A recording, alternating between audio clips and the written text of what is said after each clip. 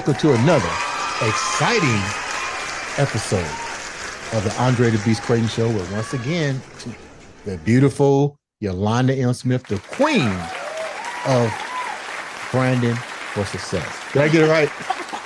You got it right. Hey, Andre, how you doing? I'm doing great. Yes. As long as I don't mess that part up, I got a great day. Hey, long as you get branding in there, we're good. You know, I am the brandtherapist. So follow me, the brandtherapist, on Instagram at IG at branding for the number 4 success. Yes, yes. And be sure to like, share, subscribe, and comment on our show, because today we giving them the business. We're giving them more than a business. We're giving them 10 years of experience in the entertainment of sports, broadcasting, radio, and really one of the chief pioneers of the podcast industry. We have on the show, I'm blessed to have him on the show, Rude Dogs Only, the Rude Dog Shows Only, Rudy Reyes. Welcome, Rudy, to the show. Thank you for being with us. No, thank you guys. I certainly appreciate it. Yeah, everybody can go check out therudedogshow.com and follow me on social at Rude Dog Reyes. Love talking sports. That's right. Whatever else seems to pop up in your mind. So let's just get right down to it. Let's start out with first, who is Rudy? That is a long-winded answer. I don't think 30 minutes would encompass that, but I'll give you the short version. Okay, I'm the brandtherapist. You're supposed to be able to say that in 30 seconds or less now. Sure. You do it. So you know you can do it. Yeah, I can.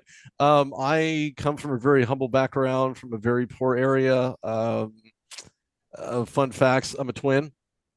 Wow. So that certainly brings another dimensional piece of the conversation. I'm also born on 9/11, which also is a very heavy piece of conversation we could dive into as well.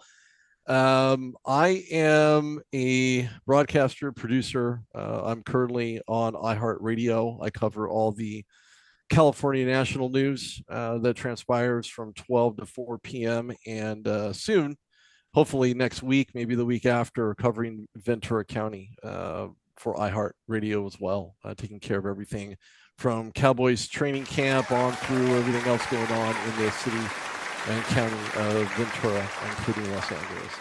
Can I get a pass to go to that Cowboy training camp?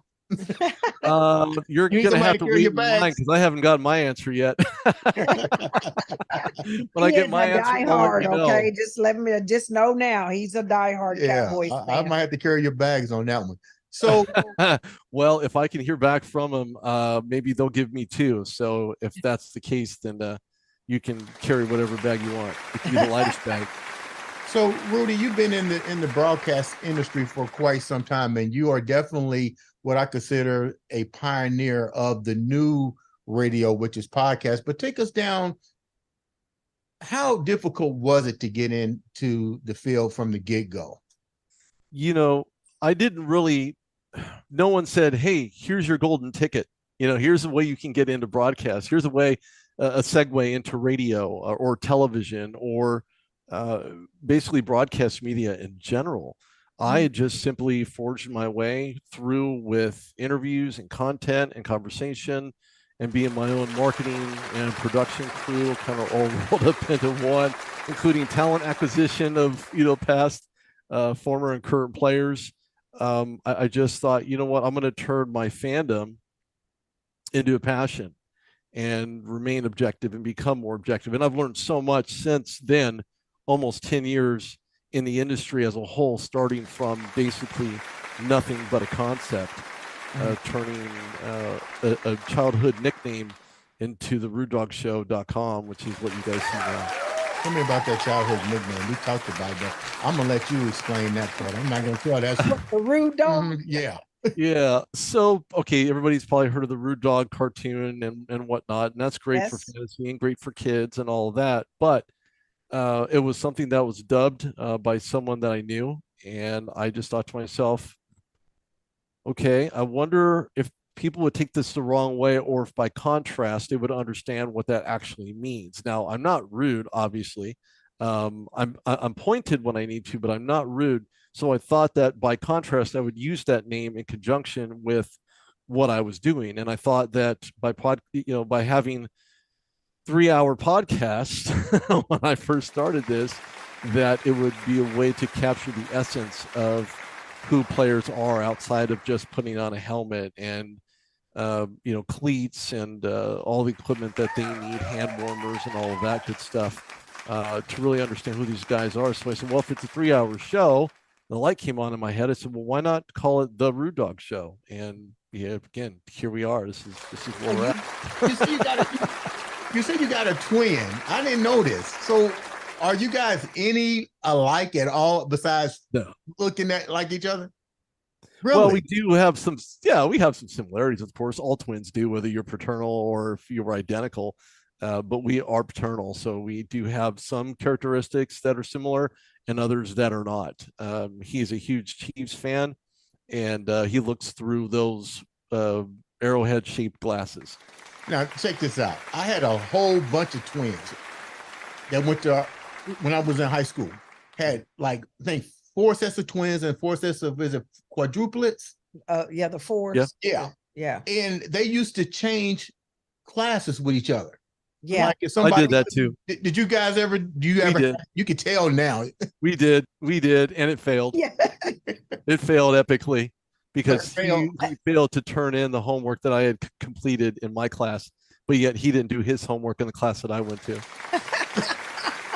That's why he decided it might have been his idea to do the switch, huh? Yeah. It certainly was, because he felt that he got the credit for my homework, and whereas it was done the night before. So our plan fell apart very quickly. So much so they brought us into the office and basically scolded us for doing it. Now, you said that when we was talking yesterday, and I really appreciate you giving me that time to do the pre-interview to get to know you, and I mean, just speaking with you, I learned so much. But there was also a moment in your life where it was met with unfortunate trauma and tragedy. Can you elaborate on that? Because people fail to realize, and I like what you just said. You took a concept, an idea, and you ran with it. I think a lot of people don't do that with themselves. They're a little bit more timid and afraid, but you did it. But then there was a little bit of, we all run into that offset. Can you share with me the audience a little bit about that? Oh, certainly.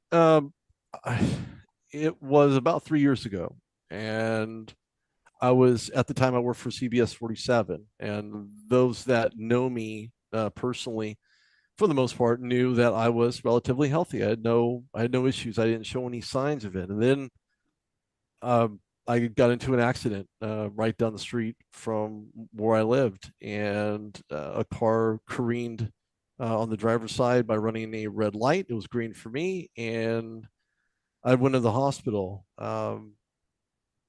Initially, it was, well, we're going to check to see, what's going on. We're going to run a scan. Okay, fine, wonderful. You do your thing. I feel fine, whatnot. They had come back with lots of questions. And I felt like I was being Columboed to death. Everybody knows who Columbo is. We'd always ask those questions and then ask more questions on top of those questions and more questions on top of those. So what that boiled down to was understanding what my patterns were in life. I did drink socially. I didn't drink heavily. And I was wired for sound because they found out that my kidneys, my liver, and other internal organs were shutting down, and couldn't find the reason why until they did a scan with contrast and found out that my esophageal path, my large intestine and small intestine were all bleeding, and I was septic. Wow. I could have easily died and not woken up from it because I was bleeding so severely inside. I had an iron deficiency, didn't know. They had stuck a K1 needle that was probably about 3 inches long right into my abdominal section to jumpstart my internal organs because they were shutting down. And through that, I was also checked for cancer. I wouldn't wish that on anyone. It was met with probably more pain than I've ever experienced in my life. Yeah, I was in a vehicle accident. Okay, fine. But when it came to being screened for cancer, having your hip being the most exposed part of your body was very excruciating as far as the procedure that was made. They had extracted bone marrow because your hip is the closest part to the surface of your skin, which makes it that much more attainable. And so I couldn't sleep for nights wondering what the results were going to be and if I was in another battle. And had that been a contributing factor to why I was becoming septic, because essentially if it was positive, it means I was dying in more ways than one. And of course, cancer is an unforgivable component to death unless your body fights it. But since I was already bleeding, my chances of survival was probably nil or close to it. And so we take it that was a negative. It was a negative. It turned Yeah, out to be a negative. It turned out to be just bleeding internally. My diet changed.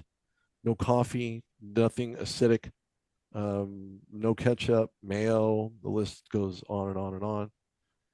But do you kind of look at that and say that accident actually saved my life? Because when I look at that, I'm one of those that just feels like there's association and things don't happen just happenstance. It's usually for some sort of reason, because had you not had the accident, would you have even discovered those things? No, there would have been no way. And God saved me through and through, from basically top to bottom, inside and out. He saved me. He healed me. He gave me of course, I didn't understand the clarity I was supposed to have, being wired for sound, as I like to say, with IVs basically everywhere. And I have very long arms and I'm relatively veiny. So it wasn't hard for a nurse to find a couple of spots.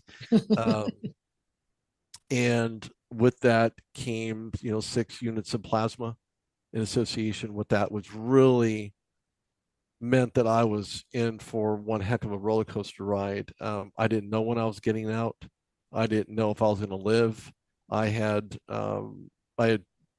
my 2 youngest children, my daughter and my son, were at odds with one another, and I had called them from the emergency room, basically telling them that if I don't make it, I want them to make sure that they stay in touch, and that they love one another, and to hug and make up. Something that you shared with me yesterday, not only during that trial point of your life, you really went back in during that time of self-reflection. You realized that who your friends are. Share that a little bit with me. I thought that really touched me, because you being who you are, you're around multitudes of people, and you would think that same gravitational pull would have stayed there. I'm not going to tell the story. So you trying to say that in your glory, yeah, okay.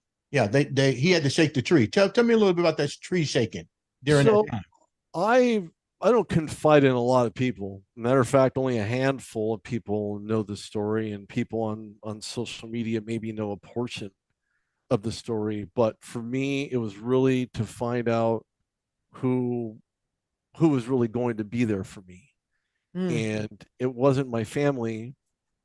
It wasn't a friend that I had known for 40 years. I really had to kind of finer tune things to determine, who was on my list of being there and showing that they cared, and exhibiting, follow-up conversations. How are you doing? How are you feeling?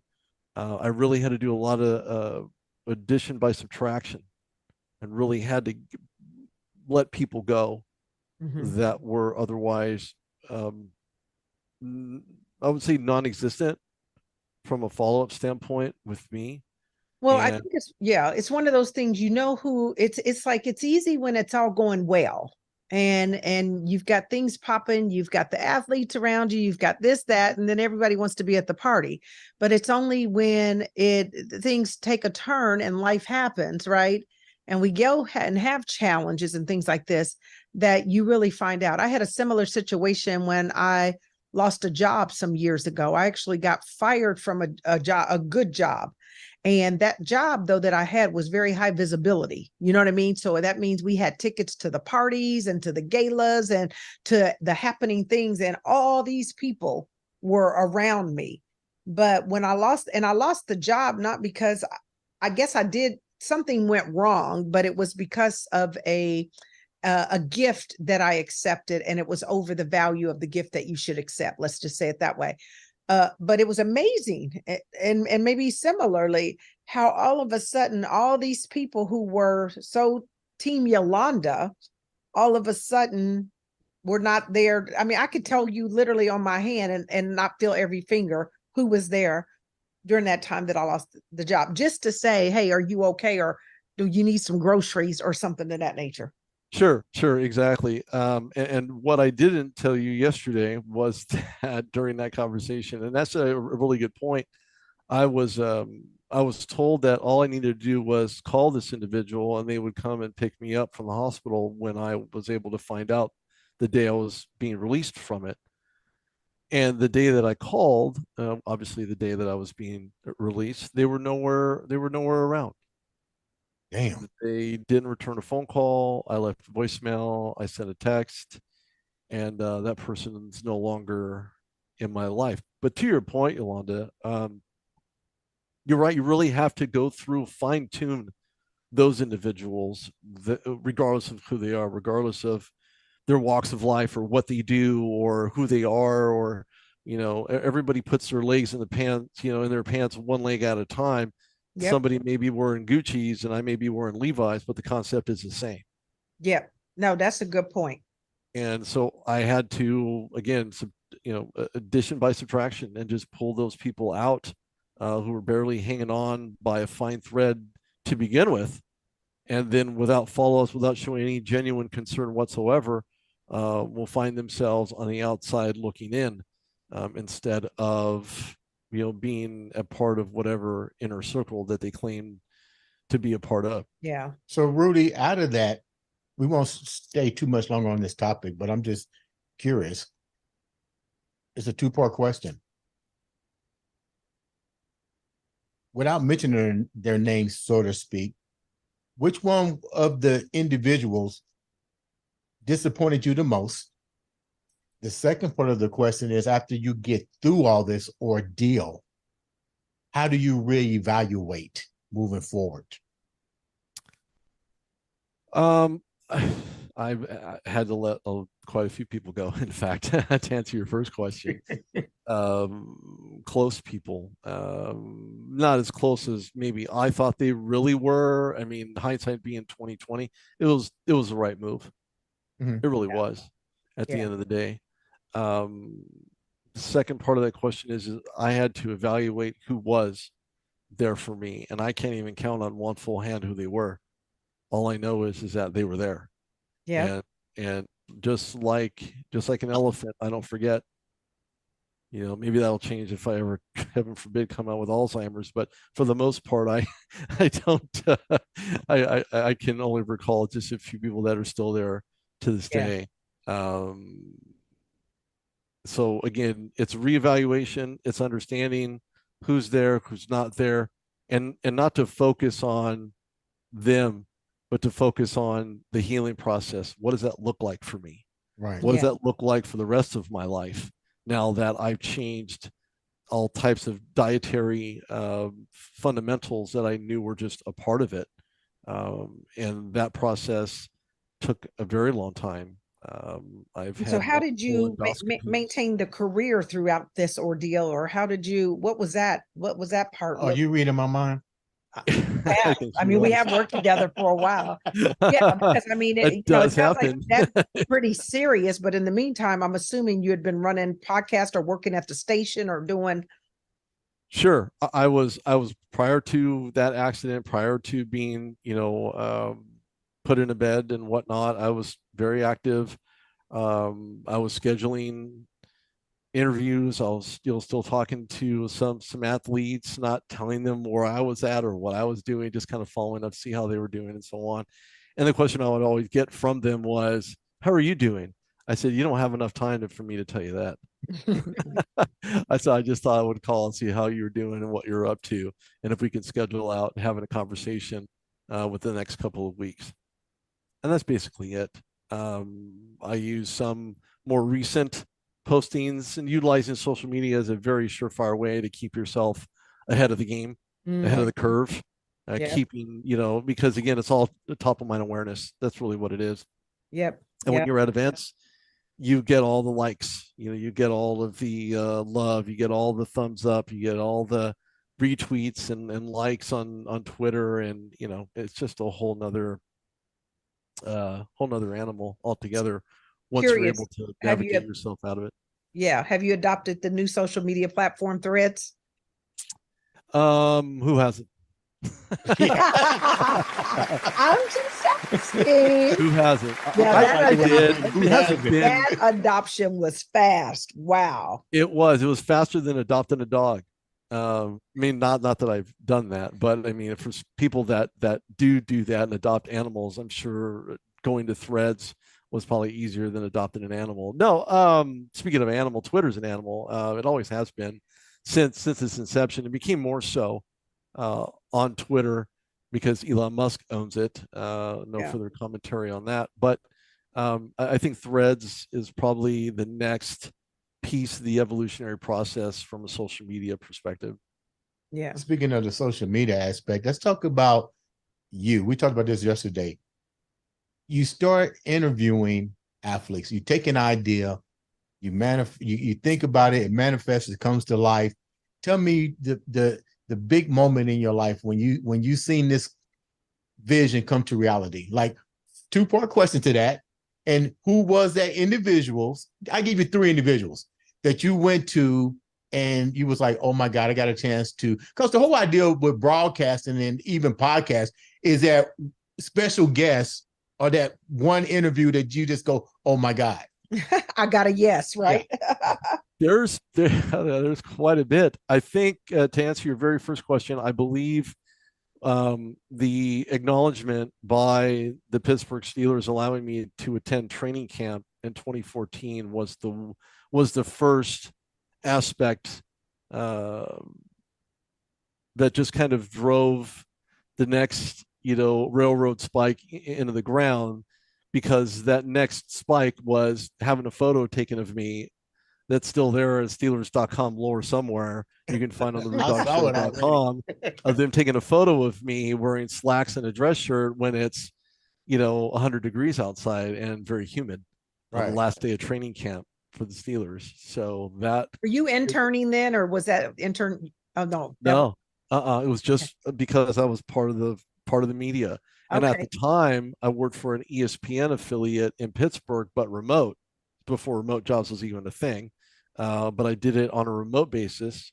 And the second part of that question was, who was the first, real true test? Of course, I fumbled that. And when I say fumbled it, I fumbled it like Jerome Bettis did in Indianapolis. Oh, watch it. During the AFC divisional round game, headed by Ben Roethlisberger under center when Jerome Bettis coughed up the ball. But no, Jerome Bettis was my very first big time interview. I know his agent still. I still retweet Jerome's stuff. I saw that 2015. Yeah, he's fabulous. Absolutely wonderful guy, wonderful human being. Went back to get his bachelor's degree from Notre Dame, where he went to school at, and of course the movie Rudy with from Notre Dame and so on. Just I don't know, it just kind of rang true. So good conversation, great guy. Wheels on the Bus. Did you bring up the fumble? Strong. Yeah, he fumbled at the line. If it wasn't for Ben Roethlisberger, that would have been a surefire touchdown, and Steelers would not be winners to Super Bowl 40. Did you bring it up to Jerome? Like, hey, what was up with that fumble? No, no. But what I did ask him, yeah, exactly. What I did ask him, I didn't want him to hang up on me, so I didn't get to ask that question. What I did ask him was, how did it feel to run over Brian Urlacher when the Steelers went to visit the Bears Oh yeah. during that Super Bowl run, and Brian Urlacher folded like a deck of cards. I'm sure he wakes up thinking of that every single day of his life. But no, in all seriousness, Jerome Bettis, just a class act guy. Loved speaking with him. Had the pleasure when I was in Pittsburgh on the training camp field interviewing the great Heath Miller. I think he's great. Maybe his numbers don't reflect that, but just an outstanding guy, great athlete, and just a good person overall. He's a good human being. Yeah, you're right. Yeah, he absolutely is. And then interviewing G. Archer, who went to Michigan State. The Steelers shouldn't have drafted him at all. I think they were trying to pull a Chargers with an Eckler, kind of back. That didn't work out too well. And of course, he never played anywhere again, for that matter, which is sad. But no, just I think Jerome Bettis was by far the pinnacle of a post training camp get, as they say in the industry. Man, that's a great get. Yeah, it definitely was a great What get. was a not great get? Who was the person you might have interviewed and go, damn, I hate I had to interview that dude. I can't.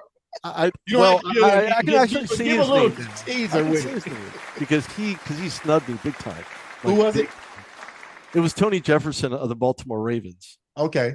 And I was at the 2018 SB Awards near LA Live, and Tony Jefferson was walking by, and of course he wasn't the best at his position. He was good, but he wasn't the best in his position. I'd rather have interviewed Troy Polamalu, but that's just me, or Ed Reed for that matter. And he was talking, and I said, "Hey, you want to get? Would you? I'd like to interview you, even though I'm a huge Steelers fan." And he said, looked at me straight in the eyeballs, and said, "Nope." I said, "That's fine. Next." Here comes Mike Conley, then of the the Memphis Grizzlies, before he transferred out to Utah, dressed like he ripped his mom's curtains off the wall and decided to make a suit out of it. No, great guy. Love talking to Mike Conley. Fabulous. Man, Akbar from American Ninja Warrior. Akbar's back, by the way, if anybody didn't know that. He's back at American Ninja Warrior working next to Matt Eisman. Okay. So I asked him to give me a little bit of what it sounds like on American Ninja Warrior, and Akbar is fabulous. Just such a great guy. Great guy. So you met a lot of coaches, and you shared with me one of the two coaches, one positive, one negative. Tell the viewers what that was about. Well, Mike Ditka, Coach Ditka, coached 85 Bears. Of course, Buddy Ryan was his offensive coordinator. And at one point, yes, his Coach Ditka's thought process of getting Refrigerator Perry on the field to score a touchdown didn't quite come soon enough. And Ditka was hell-bent on getting Refrigerator Perry involved in a running game when they were deep in the end zone, or near the end zone, rather. And Buddy Ryan said, nope, we're not doing it. Not having it. Don't want nothing to do with it. Not happening. So Coach Ditka very upset about that. And furious, in fact. And I'm still sure to this day that I think Coach kind of has a little disdain for that decision-making process, which he had added some time to put him in, because I'm sure he would have. Eventually he did. Refrigerator Perry did get involved in the offense and did score, but a beast on that defensive line, a super beast. And I don't want to say he let me down, but we were talking about broadcast. He didn't want anything to do with it. He had no love for the conversation. He didn't want to talk about it. It was not something he was willing to give information about. He just did not want to talk about it.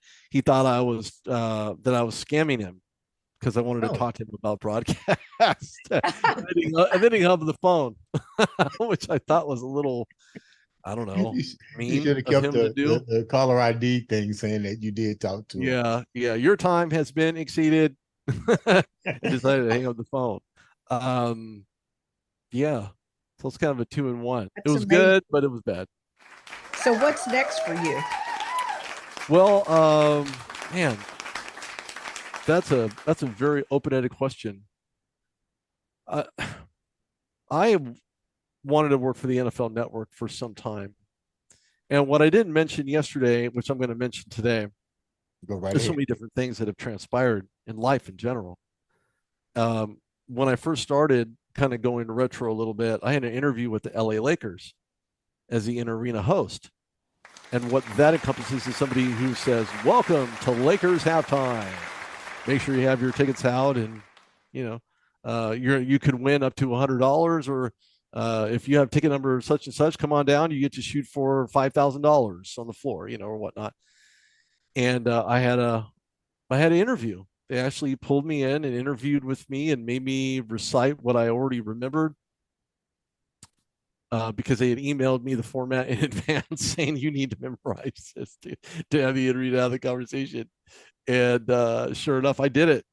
I didn't get the job, but I did pull off the interview, and I thought it went fabulously. Now, contrast to that, everybody else who had showed up was showing up in Lakers gear, which is fine, I guess, but not for an interview. I think one would think you're going to dress up, you're playing the part. Right. Well, I didn't get the job, and I guess somebody else did. Maybe one of those. You know where the Lakers outfit. Yeah. Diehard Lakers outfit guy. Maybe if I had showed up with a Magic Johnson jersey and maybe some Lakers shorts, or some Jordans or something, I don't know. I could have gotten the job and pulled it off. But I didn't get it. But I was called by the LA Lakers and telling me that as much as they appreciated me coming down, it was a no. Good thing. Good things happen for reasons that are unknown.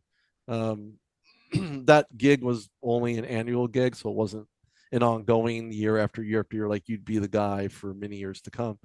So you had to interview for that position every year. Basically, yes.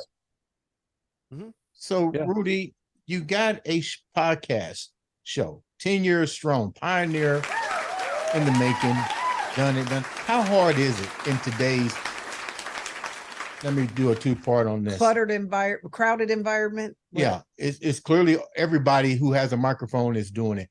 What actually, in your opinion, defines a good podcaster show, good podcasting show? How did you do yours? Where do you see podcasts going in the future? Well, I put it this way. We talked about this yesterday in some detail. You can have all the fancy equipment you want. You can have the $1,000 camera. You can have the $500 microphone. You can have the $70 mixer that plugs into your computer with a USB port. You can have all of that. That's great. That's great. Glad you have it. But do you know how to use it? Okay, well, maybe not. Maybe you do. But at the end of the day, it's really about the content. It's about the quality of the content. And I'm a firm believer in quality over quantity. Always have been, always will be. And when I started this, my quality was, I'll be honest, it was like 2 cans in a string. It was pretty bad. It was bad. It was. I had content. Yeah, I mean, there were 2 empty tomato cans and a piece of string, and I was supposed to hear the other person by sticking the phone up to it. It didn't work that way. What I did have is a 13-inch netbook, an inline microphone that's stuck on the side of this computer. It didn't even have an operating system. And I tried to run updates on it. That failed miserably too. So I had to stick the phone microphone end part right here, that little vocal port there you see on the right hand side, stick it right into the microphone inline part and the other part inside of my ear just to hear and just to be able to record. And I used Audacity in its early format to interview players with. That's what I had. That is all I had. All of it. Come a long way. I've come a long way. You can see by the headset. I have another microphone that I use. I use that for my reporting. I have inline mics. I have equipment when I go to Super Bowls, when I go to media shows, when I go to galas. I have my arsenal in a bag, just one bag that has multiple compartments, but I have everything I need. Nice. So from that standpoint, those are the weapons that you need on top of the content. But how do you build the content? You build the content by Again, it's all very meticulous. I do my own recording, my own editing, video and audio. I do all my social posting. I use all the hashtags for search screen criteria. I built my website by myself. I built my Facebook page by myself, Instagram by myself. I've done all of this on my own, and I continue to do so. Why? Because it's done the way that I want it done. Now, if I'm a big production studio like ABC or CBS, I'm putting my trust into their departments, or department rather, to do what I want to be done. But am I ready to relinquish that kind of control over something that I've already mastered? Probably not.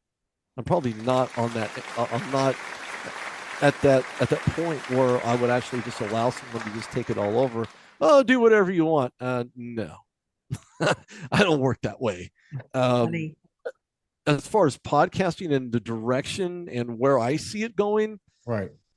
Everybody and their mother, grandmothers, they all have their TikToks and their pods, and you can have an hour-long conversation easily. As long as it's entertaining, people will stay tuned to it. Unfortunately, our mental capacities, at least the audible ones, only last about 15 minutes. So when you push 30, you're pushing the envelope. People may not actually tune in because they're tuned out. Too long. Because it's too long, it's too much information, and people will have the short attention spans. Unfortunately, that's the truth. That's just the way it is. I was telling somebody you had 7 seconds to capture somebody's attention, right? Our attention span today is shorter than that of a goldfish. That's actually documented. Correct. You're absolutely right. How did they check the goldfish's attention? Probably did something to see how they could keep them. I think theirs is 8 seconds, ours is 7. What could I say? Well, plus minus a second. I think we're actually probably missing the boat. You're talking about goldfish, so I just said boat, but we're missing the boat on it, to be honest with you. Fundamentally, you have to separate yourself by being true to who you are, being true to what content you put out there, conversation pieces. Even editing this video would also be a very specified task. How long should I run it? Should I cut it in half? Should it be part 1 and part 2? Right. So many different equations that are unanswered at this point. But what we can do as podcasters, as broadcast media members, is to make sure that the content is great, and that it's solid, and that it's eye-catching, and that it's entertaining, and it's funny, and it's informative. I know some people don't like watching a bunch of monologue. People want action and guns and explosions and suspense, keeping you on the edge of your seat. Well, this is really probably none of that. But what it does give you, it gives you a ton of insight. It's informative. Hopefully it's been entertaining. I've been entertained, and I think it's fun, and everybody should check you guys out on a more frequent basis, and maybe have your own show on a local station somewhere in relative nature to where you are. Now, you shared something with me before we wrap up. You shared something with me, and I thought it was really profound. And I said, because I'm new at this, and I shared that with you, how long we've been doing it, and still trying to, learn from the best. And naturally, you are one of the best. And I asked you a question about monetization. And you shared with me, I'm going to let you tell it, because I thought it was really good. Monetization is great. I take nothing away from people trying to make money off of their time. If that's valuable enough, if they believe, based on content, based on conversations, based on the social media feedback, if there is any, if it's even applicable to what you're trying to accomplish, if you even care for that matter, that really is something that will come to you. Money will come to you. I've always believed that if you have passion and you exhibit that passion, the money will come. The sponsors will come. Now I for real like you. You are the rude dog. I was saving that question for the last. I say all the time, Rudy, all the time. If you literally serve, if you just live in your purpose and your passion, that the rewards will come. You don't have to chase the money. The rewards will come. But that's amazing. I appreciate you saying that. That's true stuff.